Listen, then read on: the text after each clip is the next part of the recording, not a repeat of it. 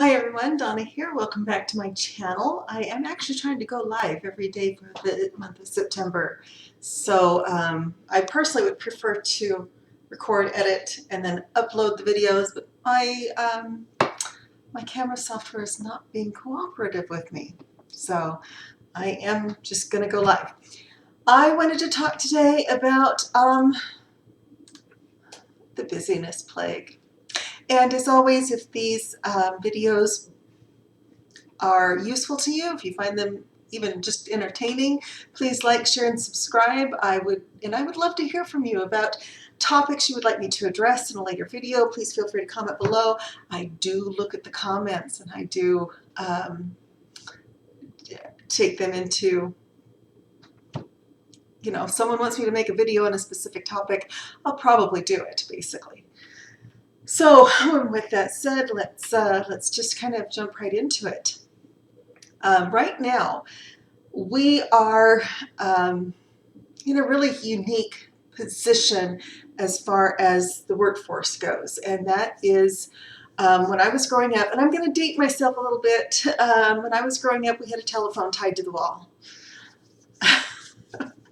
And my mother told me, we actually had an office in our home that had a separate phone line. I'm not going to tell you what decade that was in, but it was before cell phones became ubiquitous, obviously. My mother told me very firmly, you don't answer the phone before 9 a.m. or after 9 p.m. It's just rude to call before 9 a.m. or after 9 p.m. And she'd been an executive assistant to the president of a multi-billion dollar company. So I figured she had a pretty good grasp on business etiquette. And she did for that time. The problem that I'm finding is that people are having a hard time disconnecting from work. I'm very fortunate since I moved into this house that I have an office with a door that I can shut, and when I'm done working, I leave and I shut the door, and that kind of closes my mind to anything to do with work. And I found that's incredibly important. However, this tends to go with me. This is, of course, my friends and family have this number. It's vitally important to me that I'm connected to the people that I care about the most. Unfortunately, my clients also have this number. And so it's a mixed blessing. It's a mixed blessing that my clients have the number. I've actually had to really set some very firm boundaries with clients because, for one thing, they don't realize how long it takes to do certain tasks. They just assume it's just, snap my fingers, wave a magic wand, and I'm done. And they don't realize, some of these clients are very labor intensive and take up most of my day, which is fine. And I appreciate all of them. But at this same time, I have to be able to disconnect, and I have to be able to spend time with my family. My children are almost grown. My youngest daughter is probably going to be moving into student housing. She started college, so we're looking at moving her into student housing. And then I have one more left at home with only 2 years to go before he moves out. So to me, even though my kids are older, it's even more important that I'm building those relationships, because the time when I am the primary person in their life is coming to a screeching halt. They will be choosing their careers and their new families, making new families, and becoming the people that I hopefully raised them to be.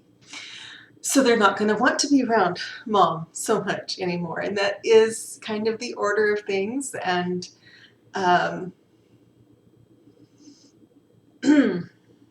sorry.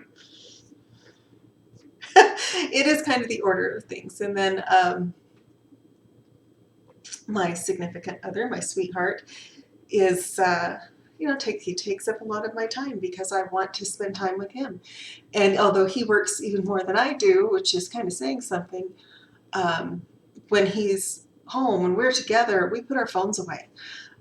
He is my priority when I'm with him. So I wanted to talk a little bit, about how important it is to disconnect. They are finding that millennials especially, they've grown up with cell phones. I didn't grow up with cell phone. I'm a Gen Xer. Um, the millennials have grown up with the internet and email always being on and broadband and again, cell phones and always being connected. And so they have a hard time disconnecting because this is what they're accustomed to. Unfortunately, what happens is that they don't have time to recreate. And by that, I mean you need time away from your phone. You need time to disconnect electronically. And that's for mental health. This is not me as a parent of millennials and a parent of Gen Zs just coming down and saying, oh, cell phones are horrible. They're not horrible. They're wonderful. I love my cell phone.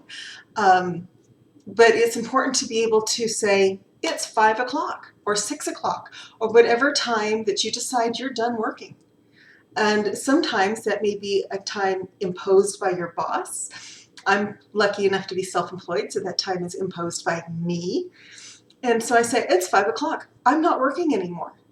I'm done with work for the day. I turn off all my notifications from clients. I start really putting myself in the mindset of just because someone emails me at 3 in the morning doesn't mean I have to answer them at 3 in the morning. Now what this does is it for one thing, it creates scarcity. And that's not a bad thing. I read somewhere that, as an accountant, you have to be on 24 hours a day because someone younger and more driven and more responsive than you is going to poach your clients. And I said, you know what, then they can have them. Because not only do I want to make good money, I have to have a certain quality of life. I have to go exercise. That is a must do. I have to spend time with my boyfriend. For me, that is a must do. I have to spend time with my kids without the phone being, distracting me every 10 seconds. That is a must do. So when I'm out with my boyfriend, we go motorcycle riding on the weekends, and so I leave my phone in the saddlebags. I don't take it with me. And he does the same thing, and he's even more on than I am because of his profession. This is kind of for my mental health, so that I can say, okay, I had a couple of days away from the phone where I was only answering phone calls and texts from friends and family. That's it. And the idea of just being glued to the phone, again, my age is showing, so I don't like the idea of being glued to the phone. I remember when you left the house and if someone called, you just never knew. We had an answering machine way back when, and we were the only ones in our neighborhood to have one. And then as a consumer of services, I also try to be very mindful of when I reach out to other professionals, that it is between 9 and 5 during what would be ordinary office hours, unless they've specifically told me, oh yeah, you can call anytime. I will always answer the phone. If they do that though, that kind of lowers their value in my eyes, because if you can't get it done in 40 hours a week, you're in the wrong profession. If you have, or you've overcommitted.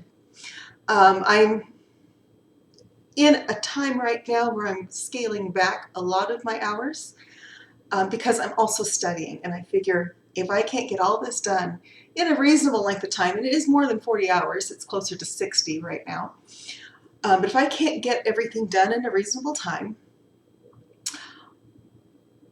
and that means all my work should be done in 30 to 40 hours or less, then I'm not doing what's best for me. And if I'm not doing what's best for me, I'm really cheating my clients. And that's where I think a lot of people, They assume the client wants to hear from them all the time. And like I said, it's ubiquitous. I know Simon Sinek talks about this. I know Tony Robbins talks about this. I know that, and Amy Landino talks about it a lot, about the idea of, there's times in your day when you have to focus. And so she turns her phone off and sometimes even puts it in a different room so that she can focus on the things that she's being paid to do. And so I have times when I actually do need to turn my phone off, move it to the other room, and decide that my friends know how to reach me no matter what. But my clients are paying for me to be focused on their work when I'm working on their projects. And so I would be doing them a disservice by switching all the time. The other thing that I've noticed is really ubiquitous these days is, car alarm, is that the idea that your schedule has to be full in order to be productive. And by that, I really mean that when you, that car alarm is driving me nuts. And I don't want to go get the key to go turn it off. It has a short in the alarm system, so it randomly goes off. There's nobody out there.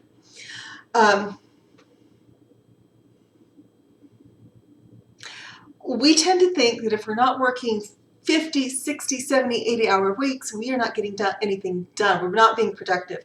And a lot of times there are bosses that feel the same way too. That I know the open floor plan in offices is a thing now, and I can't think of anything more horrifying in my life. I've worked in a bullpen and despised it with every fiber of my being, which is why I love working from home, where I, especially now that I have a separate room where I can shut the door and be left alone. Nobody can bother me. That's actually an enemy of productivity. They've actually done studies that show that productivity drops after about 40 hours in a week. We just plain get tired. So don't be afraid to say no. I've really, really gotten to the point where if a project is not a wholehearted, oh my gosh, I've got to get a part of this project, the answer is probably no.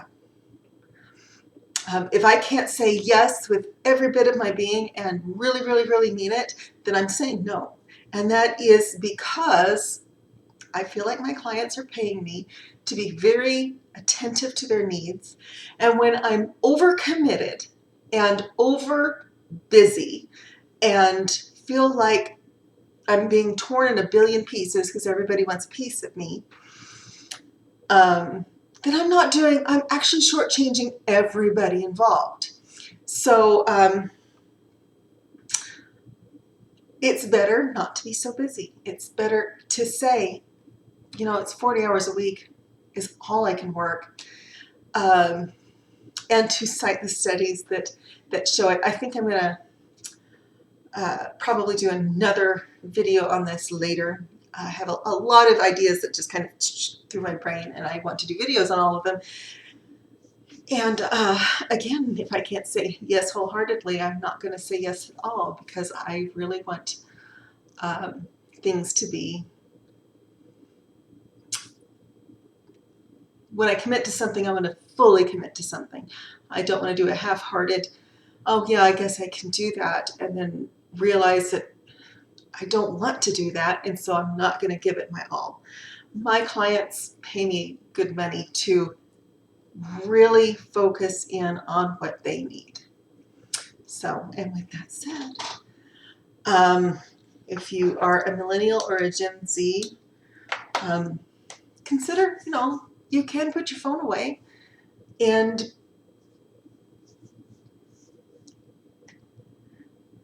nighttime would be a good time to do that. You don't have to be busy every minute of every day. I love taking selfies and posting them to Instagram just as much as the next person, but at the same time, there's a time and a place. And I think that's where society is kind of failing us, is this idea that there is a time and a place, and office work is done between 9 a.m. and 5 p.m.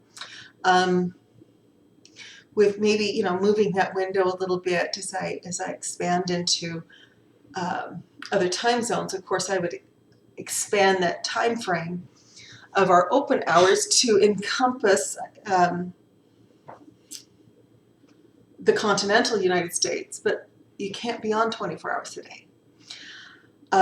Also, something that just kind of popped into my mind, Tim Ferriss in his book, The 4-Hour Workweek, really talks about using outsourced personnel to increase your value and lower your time commitment. And so that's really something I think today with virtual assistants. That was my first business, was as a virtual assistant, and as you can outsource everything, and many times you can pay less for it.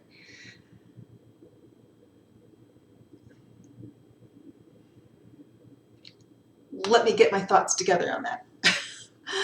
You can outsource just about everything. So you can have someone in the Philippines working on your website for a client, even for your boss, without them necessarily knowing about it, and wake up, have it done. And then you look like a hero. So kind of think outside the box.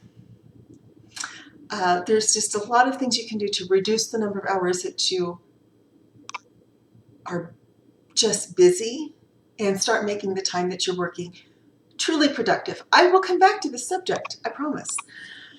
I think that's it for today. I'm kind of running out of time. I'm trying to keep these videos shorter because I love to ramble, and I really want to make sure that these are succinct and hopefully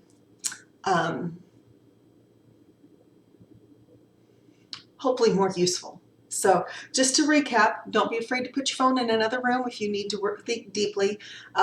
Try to limit your work week to 40 hours a week for your mental health. And when you're not working, don't feel like you have to answer everything that comes in. In fact, on my phone, let me kind of back up a little bit. On my phone, I can schedule my texts for a later time. So if someone does text me at 3 in the morning and I happen to not be able to sleep and I am looking at my phone at 3 in the morning, I can respond to them, but then I can schedule that text to go out at 9 o'clock when I would be up and working. And I do that all the time with my emails. I email clients every week to at least let them know what's going on with their project.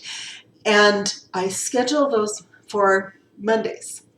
So if they reach out to me on Thursday for something, I might answer it then, or I might, if it's after 5, I'm not answering it until Friday, possibly, if I can, but most definitely not till Monday, because I'm an accountant. There are no emergencies in accounting.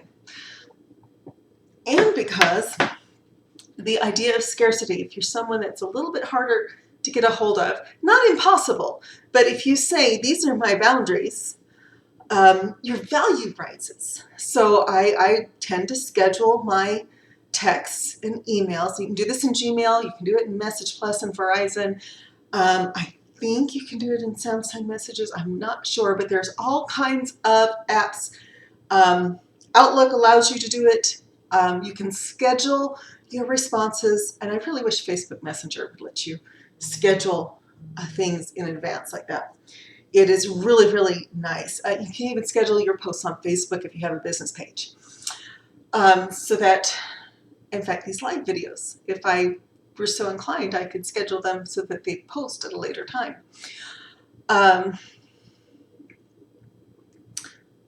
The advantage to that is, that means that if you are up late and you have something that needs to be done or emails that need to be answered, you can do that and still show your client your boundaries.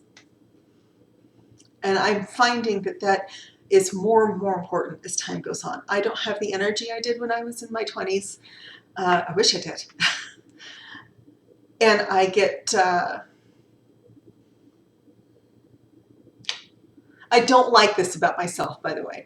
I'm really working at changing it. I get a little touchy when people reach out at 4 o'clock on Friday afternoon before a holiday and say, I need something by tomorrow. It's not happening. Client should have thought ahead. But, I might decide, well, I do have some time Everybody's gone. I don't have anything to do. Don't have anything to do. That's never happened. But, I might decide, well, I'll get a little bit of work done and I'll schedule those emails in advance.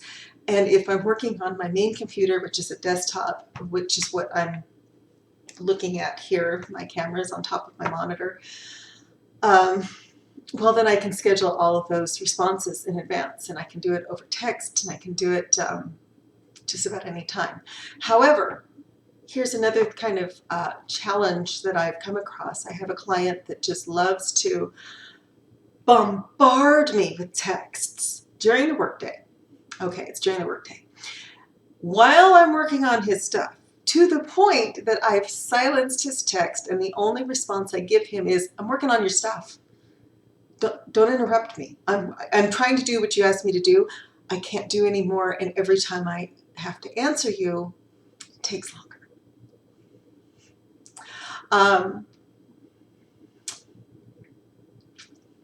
I do mean bombarded. I mean like 20 texts in an hour. So I would get started, and then there's a switching cost. I mean, that's just kind of the way it is. And then I would have to answer his question. And so I don't mind that. A lot of times I will wait until I can get to a stopping place on my work, and then I will answer a client. Usually doesn't take very long for me to get to a stopping place. But when it's this huge bombardment of text, then I'm going, okay, we need to schedule a meeting. Okay, I need you to stop because I'm actually working on what you're asking me to do. You need to let me do that. And that's not out of meanness. It is very much out of, you pay me to do this. You don't pay me to answer texts. You pay me to do this. You pay me to be the accountant. Let me do it. Yeah, so that's kind of it for today. So schedule emails and texts in advance. Schedule your appointments in advance.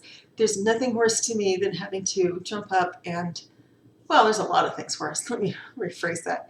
But it does frustrate me when people don't think far enough ahead to schedule an appointment or schedule a phone call or tell me, when you get a minute, call me back. Or they say, well, we've tried multiple times to get a hold of Donna. You called once, and I didn't answer. And that was on Saturday, on Labor Day weekend. It's been multiple times. You were reaching out to me on Saturday over Labor Day weekend. I wasn't home or at work. Why would you think that, and then as soon as my Mondays, and if it's a holiday Monday, then my Tuesdays are very, very busy. And so as soon as I had an opportunity to take care of this client, I did. But I thought, you can't expect anyone to not have a life. We are really finding as time goes on that the work-life balance is absolutely critical. So when a professional doesn't respond to you, give them a couple of business days. And that means if you reach out to them on Saturday, you should be waiting until Tuesday or Wednesday to follow up. Yes, I know someone's probably pressuring you. Yeah, but give them a reasonable amount of time to respond. And keep in mind, they're out for holidays. They're out for, I'm not an electrical lineman. I'm not in the medical profession. I am not in any profession that would require me to be on call 24/7. So I'm not. And that was why I became an accountant. Even if I worked in my original field, which was computer science, I picked that because it's not a 24/7 job. So there are people that are on 24 hours a day. Your obstetrician, for example. But your accountant is not. Your lawyer, unless they're a criminal lawyer, is not. Your judges will have specific times when they have a night that they need to respond to urgent requests, but that's going to come from other officers of the court, not from just anybody. The IRS closes on Friday and reopens on Monday, so if it's an IRS issue, it can wait. Most things can wait. in this particular profession. If I'm a life coach, again, I'm probably going to keep pretty strict business hours. So unless you're trying to reach an ambulance or something similar, I really feel like we need to get back to the idea of business hours and the idea that at 5 o'clock you're getting a little bit iffy if you expect a professional to call you back. Again, that's not because they don't value you. It is because we all need time to decompress, to relax, to download. My clients need that time. I need that time. So I have given up on trying to act like I'm busy all the time. I just tell them I had other obligations. It's not their business what they were. It's something I kind of noticed, and maybe it's more of a woman thing, is that I have to explain, oh, I'm sorry, I was out of town for Labor Day weekend. No, I just go, okay, I was not available. Sorry, I didn't want to answer you. That's kind of it for today, and I know I've like almost ended this 3 times now. Please feel free to like, share, and subscribe. I really love it when people like and share and subscribe.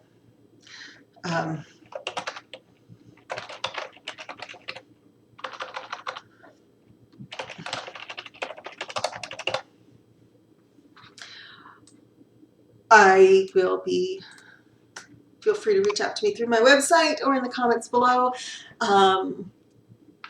I know that some of the things I just said probably aren't terribly popular. Kind of is the way it is. That's okay. Give me your opinions. Let me know what other videos you'd like to see me make, and yeah.